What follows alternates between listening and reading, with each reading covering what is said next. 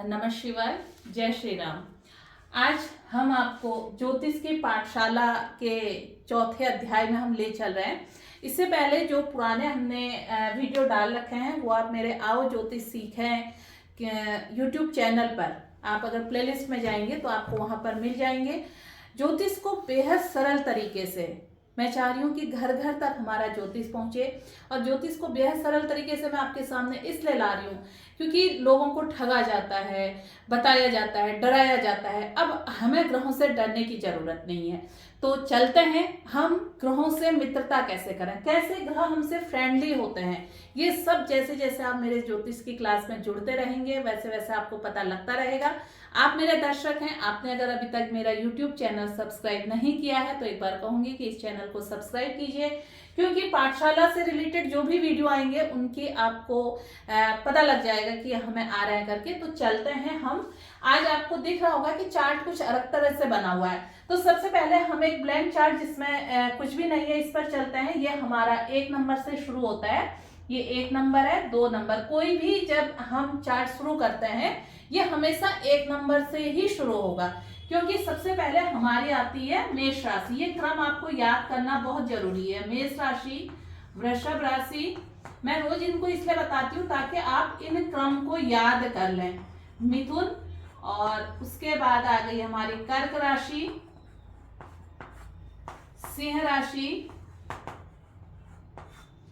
कन्या, तुला,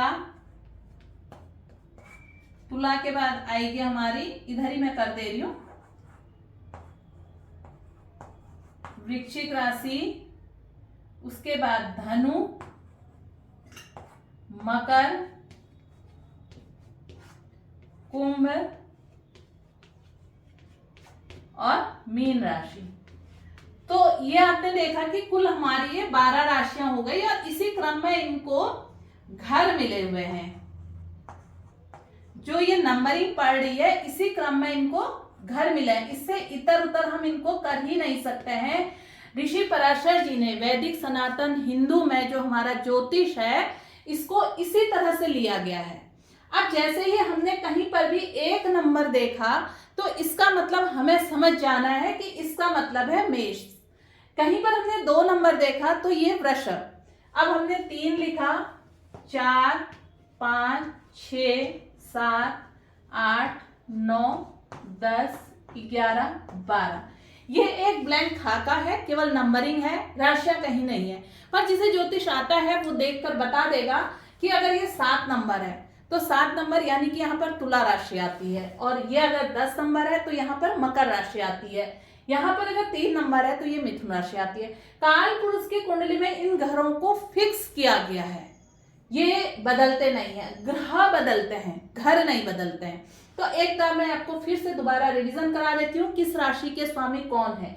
मेष राशि के स्वामी मंगल है, वृषभ राशि के स्वामी शुक्र है, मिथुन राशि के स्वामी बुध है, कर्क राशि के स्वामी चंद्रमा है, सिंह राशि के स्वामी सूर्य है, कन्या राशि के स्वामी बुध है, और तुला राशि के स्वामी शुक्र, वृश्चिक राशि के स्वामी मंगल, धनु राशि के स्वामी गुरु, मकर राशि के स्वामी शनि, कुंभ राशि के स्वामी शनि, और मीन राशि के स्वामी गुरु।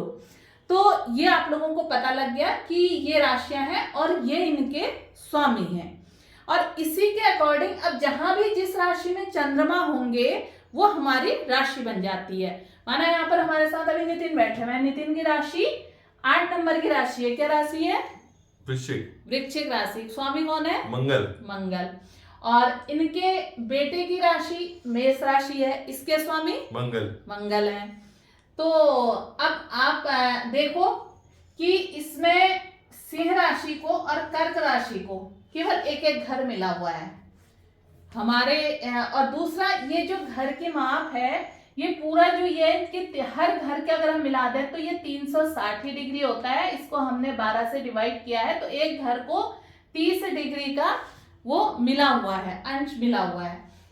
अब 12 राशियों की हमने बात कर ली और 12 राशियों को हमने अलग अलग उसमें बांट भी दिया है। हर राशि के आप लोगों को स्वामी बता दिए हैं। अब कुछ अगर पूछना है तो आप पूछ सकते हो। हाँ, मेरा एक प्रश्न ये है नमिता जी कि मेरी वृश्चिक राशि है और मेरे बेटे की है मेष राशि। हाँ। लेकिन हम दोनों का स्वामी मंगल है जी। लेकिन नेचर और उसमें थोड़ा डिफरेंस मुझे लग रहा है। तो वो क्यों है, जबकि हमारा दोनों का जो स्वामी है वो तो मंगल ही है, तो एक जैसा होना चाहिए। तो उस बारे में कुछ अगर आप बताएं सर। हाँ, ये मैं बताती हूँ।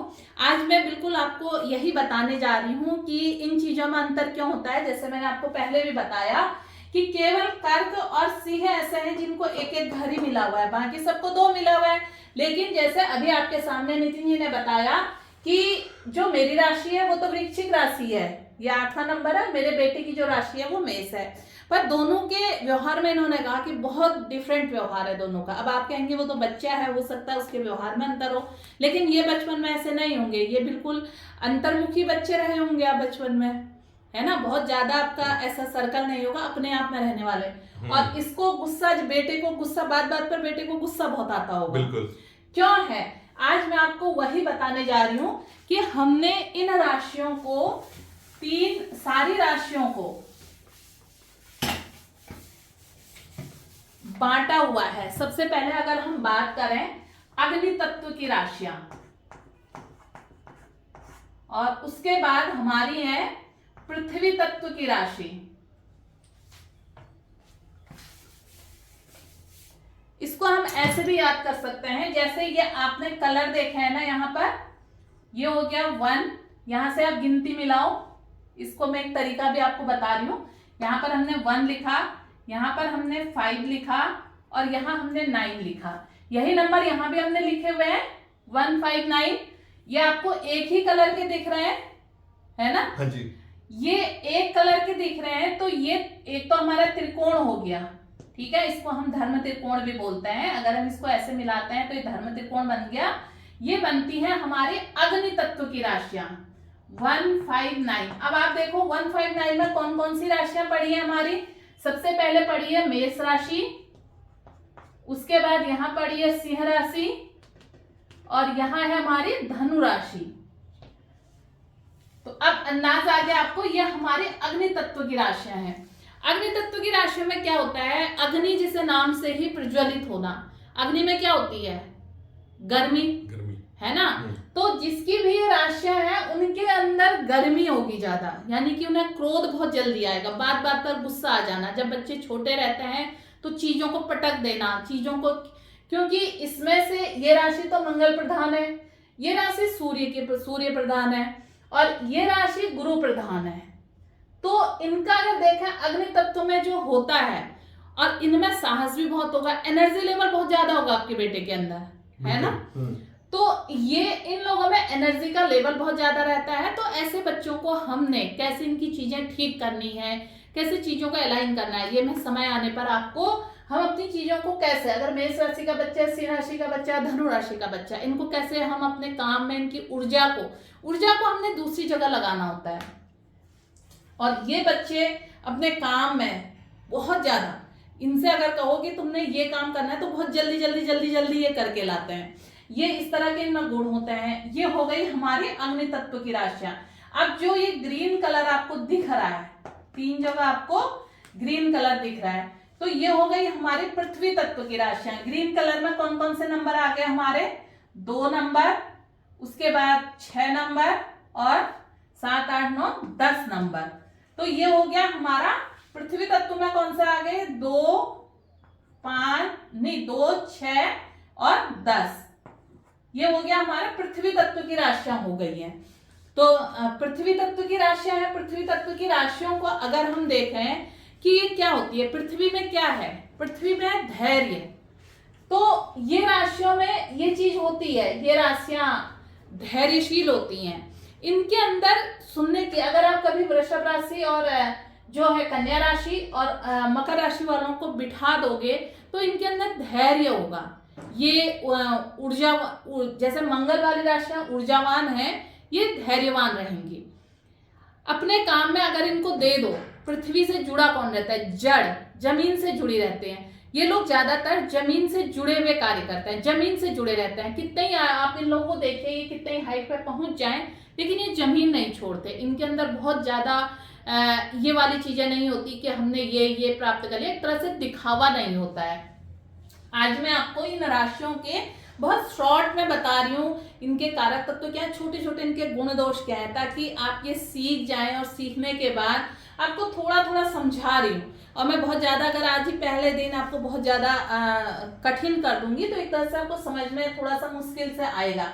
अब हमने इसके बाद बात करी वायु तत्व की। यह हमारा हो गया अग्नि तत्व, और उसके बाद ये हो गया हमारा पृथ्वी तत्व, और ये हो गया अब हमारा वायु तत्व। वायु तत्व में हमारी कौन कौन सी राशियां आई?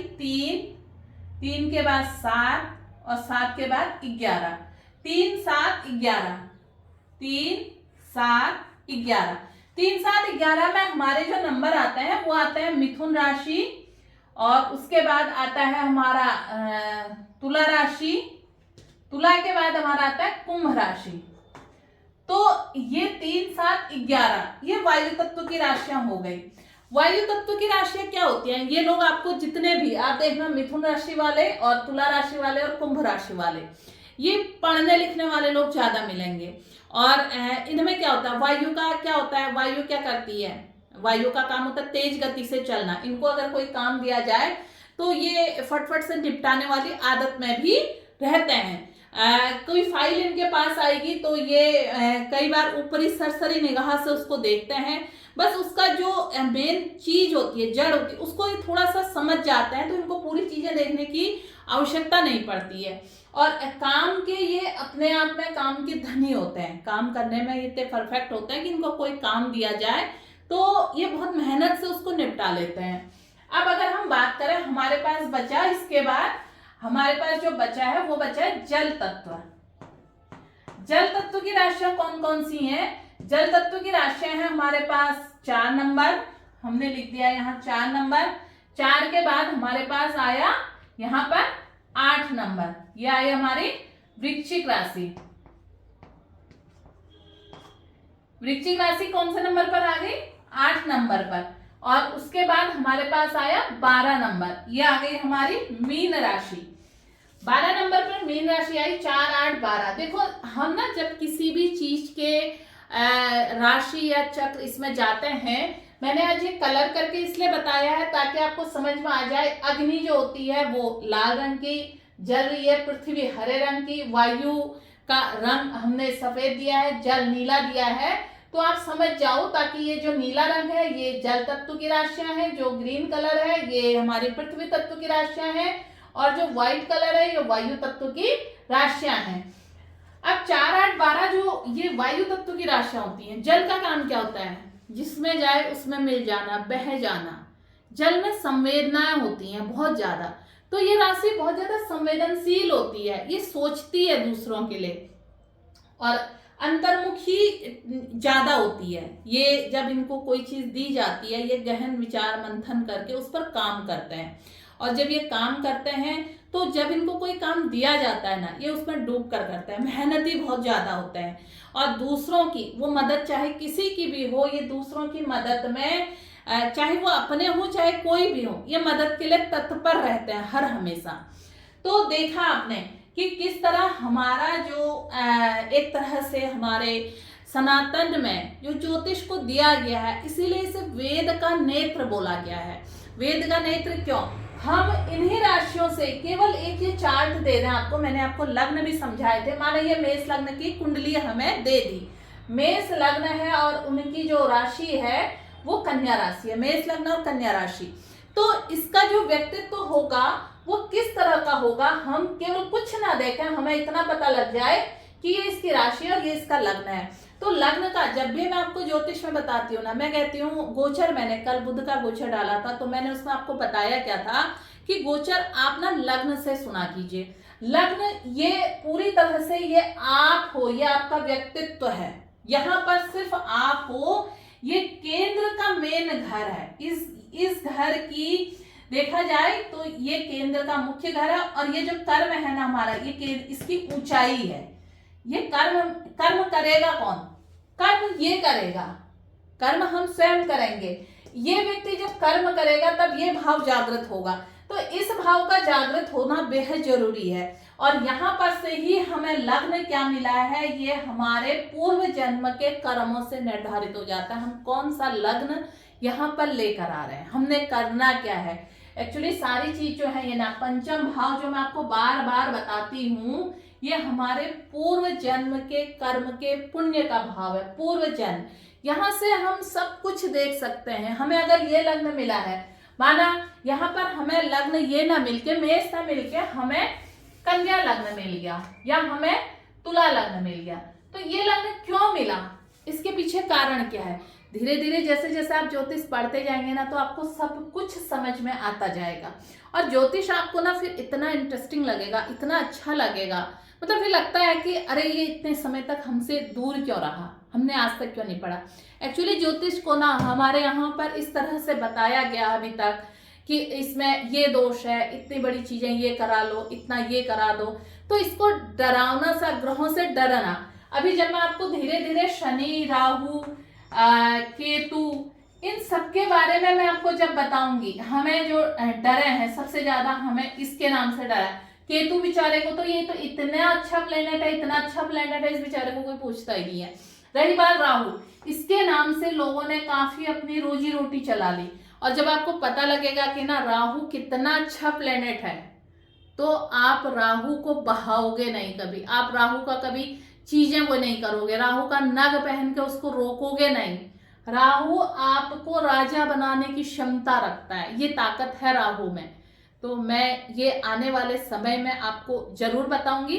आज आपने क्या सीखा, आज आपने सीखा कि हमारी जो राशियां हैं वो 4 भागों में बांटी गई हैं। तत्व अगर हमने समझ लिया, इस राशि का तत्व क्या है, तत्व जानना बेहद जरूरी है। तत्व हम समझ गए हैं, तो 4 तत्वों में ये राशियां बटी हुई हैं।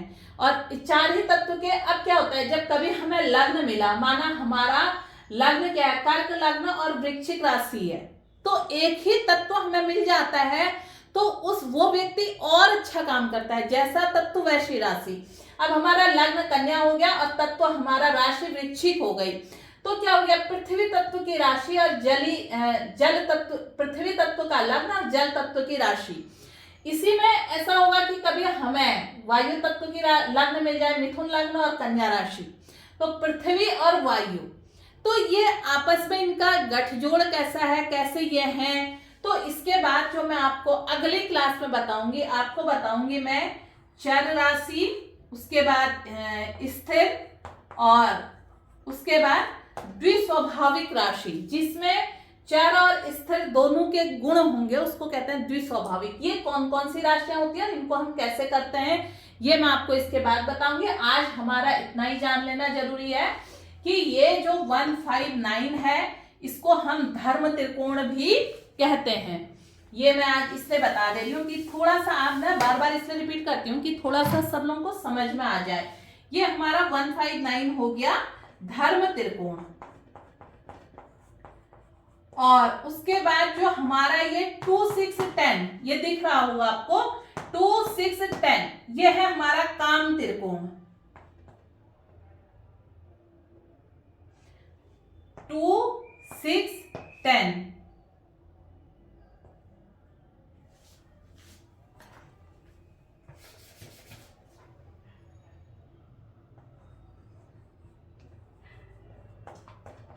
काम त्रिकोण नहीं है, यह है हमारा अर्थ त्रिकोण।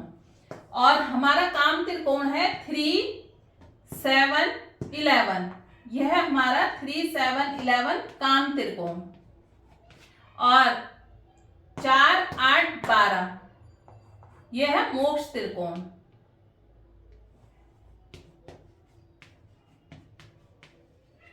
समझ में आ गया आपको। ये हमारा जो है 159 धर्म त्रिकोण, 2, 6, 10 अर्थ त्रिकोण, 3, 7, 11 काम त्रिकोण, और 4, 8, 12 मोक्ष त्रिकोण। 2, 6, 10 हमारा अर्थ त्रिकोण है, 3, 7, 11 हमारा काम त्रिकोण है। तो अब इसमें हमें थोड़ा सा, जब ग्रह हमारे अलग अलग त्रिकोणों में बैठते हैं ना, तो हम उसको उसके बारे में सोचते हैं। ऐसा नहीं है कि यही 4 भाव अच्छे हैं, बाकी सारे भाव खराब हैं। कई बार देखना आप यहाँ यही ग्रह होंगे, कई बार ग्रह हमारे यहाँ और यहाँ होते हैं, तो भी उन व्यक्तियों ने राइज किया है। कैसे किया है? अपनी चीजों को अलाइन करके, उन्हीं चीजों पर ग्रहों के साथ मित्रता करो। इसीलिए मैं बार बार कहती हूँ, ग्रहों से भागो मत, डरो मत। इन ग्रहों से जब हम मित्रता करते हैं तो ये सब चीज हमें देते हैं। मैं आप लोगों के सामने ज्योतिष इतने सरल तरीके से बताने की, बहुत सरल से सरल, आप कितनी भी किताबें पढ़ लो, किताबों से आपको ये तब तक समझ में नहीं आएगा जब तक आप उस पर कम से कम पूरा फोकस नहीं करते हैं। लेकिन यहाँ पर बेहद सरल तरीके से मैं समझाने की कोशिश कर रही हूँ आप लोगों को ये वीडियो अच्छा लगा है तो इसमें अपने प्रश्न भी आप दीजिए। कुंडली अगर आप प्रेडिक्शन कराना चाहते हैं तो यहीं पर मेरा नंबर भी लिखा हुआ है, नंबर फ्लैश हो रहा है या इसके जो बॉक्स है उसमें नंबर दिया हुआ है, आप उस नंबर पर जाकर प्रश्न भी कर सकते हैं, व्हाट्सएप पर अपने मैसेज भेज सकते हैं, ये नंबर व्हाट्सएप भी है, और प्रश्न आप इसमें भी कर सकते हैं। और आपको क्या और सीखना है ये भी आप मुझे सुझाव दे सकते हैं। मैं अपने दर्शकों के सुझाव और जो मेरे साथ में बैठे रहते हैं इनसे भी मैं चर्चा करते रहती हूँ, पूछते रहती हूँ। तो फिर मिलते हैं हम अगली क्लास में, क्योंकि मैं क्लास छोटी इसलिए कर रही हूँ ताकि आप लोग सुनने में बहुत ज़्यादा क्या होता है, क्लिष्ट जब हो जाता है ना तो चीज़ें समझ में नहीं आती हैं, आपको सुनना समझ में आ जाए। और घर में ये है, ये बेसिक है, ये जब आपको इतना थोड़ा समझ में आ जाएगा ना तो समझो कि आपको कुंडली का आधा मतलब चीज़ें समझ में आ जाएंगी। अभी जैसे मैंने आपको बताया कि सूर्य और चंद्रमा की ही बात करी, इसमें से आधी कुंडली हमारी तो ये दो घर मिलके ही कंट्रोल करते हैं, और पूरी जो कुंडली होती है ना वो इन दोनों के समक्ष नाचती है। राहु और केतु कभी एक साथ नहीं होते, हमेशा 1/7 के ही उस पर रहते हैं, या आमने सामने ही होंगे और हमेशा वक्री रहेंगे। तो धीरे धीरे आपको ग्रहों के बारे में पता चलता रहेगा। और आपने अभी तक ही चैनल सब्सक्राइब नहीं किया है तो आप सुनने के बाद इसको सब्सक्राइब कर दीजिएगा। फिर मिलते हैं। जय श्री राम, नमः शिवाय।